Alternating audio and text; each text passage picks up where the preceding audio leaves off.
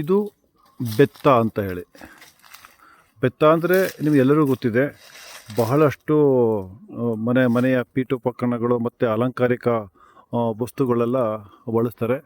ಇದು ಕಾಡಲ್ಲಿ ಬಹಳ ಸಿಗುತ್ತೆ. ಇದು ಮಲೆನಾಡಿನಲ್ಲಿ ಕಂಡುಬರುತ್ತೆ. ಮತ್ತು ಇದರ ವಿಶೇಷತೆ ಏನಂದರೆ, ಇಲ್ಲಿ ನಾನು ತೋರಿಸಿದ್ದೀನಿ ನೋಡಿ, ಇಲ್ಲಿ ಇದು ಒಂಥರ ಬೀಳಂಗೆ ಬಿಟ್ಟಿರುತ್ತೆ, ತುಂಬ ಮುಳ್ಳಿರುತ್ತೆ ಇದರೊಳಗಡೆ. ಮುಳ್ಳುಗಳಿದಾವಲ್ಲ, ಇಲ್ಲಿ ನೋಡಿ, ಇಲ್ಲಿ ನಾವು ಹೊರಗಡೆ ಹೋಗಬೇಕು ಅಂತ ಹೇಳಿದ್ರೆ ಬಹಳನೇ ಕಷ್ಟ ಆಗುತ್ತೆ, ಕೈಗೆಲ್ಲ ಚುಚ್ಕೊಳ್ಳುತ್ತೆ, ಆ ರೀತಿ ಇರುತ್ತೆ. ಇದು ಈ ಥರ ಇರುತ್ತೆ, ಬಹಳ ಇರುತ್ತೆ. ನಮ್ಮ ಸಾಹಸ ವಿಶ್ವನಾಥವರು ಏನು ನೋಡಿ, ಇಲ್ಲಿ ವಿಶ್ವನಾಥವರು ಕಾಡಿನ ಮಧ್ಯೆ ಇದೆ, ಮಾರ್ಗ ಮಧ್ಯದಲ್ಲಿ ಬೆತ್ತನ ಇಟ್ಕೊಂಡಿದ್ದಾರೆ. ವಿಶ್ವನಾಥ್, ಬೆತ್ತನ ನೋಡಿದಾಗ ಏನು ನೆನಪು ಬಂತು, ಯಾಕೆ ಇಟ್ಕೊಂಡಿದ್ದೀರಿ?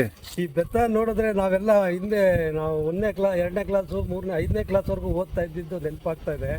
ಯಾಕೆ ಅಂತಂದ್ರೆ ಆಗ ನಮಗೆ ಮಾಸ್ಟರ್ಗಳೆಲ್ಲ ಈ ಬೆತ್ತನೇ ನಮ್ಮ ಕೈಲೇ ತರಿಸಿ ನಮಗೆ ಹೊಡೆಯೋರು.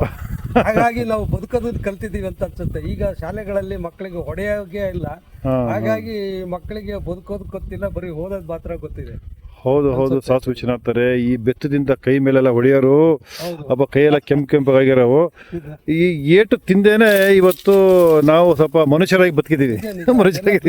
ಏಟಿರ್ಬೇಕಾರೆ ಒಂದು ಭಯ, ಭಕ್ತಿ, ಬಡವರ ಬಗ್ಗೆ, ದೊಡ್ಡವ್ರ ಬಗ್ಗೆ ಒಂದು ಸ್ವಲ್ಪ ಏನು ನೈತಿಕತೆ ಅಂತ ಉಳ್ಕೊಂಡಿದೆ ಅಂತ ಹೇಳಿದ್ರೆ, ಅವರು ಶಾಲೆಯಲ್ಲಿ ಕೊಡ್ತಿದ್ದಂತ ಶಿಕ್ಷೆ ಮತ್ತೆ ಅದು ಮನಸ್ಸಿಗೆ ತಾಟೋದು. ಪ್ರೀತಿನೂ ಮಾಡ್ತಿದ್ರು, ಶಿಕ್ಷೆನೂ ಕೊಡ್ತಾ ಇದ್ರು. ಈಗ ಬರೀ ಪ್ರೀತಿ ಮಾಡಬೇಕು, ಶಿಕ್ಷೆ ಕೊಡೋ ಆಗಿಲ್ಲ. ಅದಕ್ಕೆ ನೋಡಿ, ಅದ್ರಲ್ಲಿ ಹೊಡಿತಾರೆ ಅಂತಾನೆ ಈ ಕಾನೂನು ತುಂಬಾ ಸ್ಟ್ರಿಕ್ಟ್ ಆಗ್ಬಿಟ್ಟಿದೆ. ಈಗ ಕಡಿಯಂಗೆ ಇಲ್ಲ, ಈಗ ಮುಟ್ಟಂಗೆ ಇಲ್ಲ. Okay, thank you.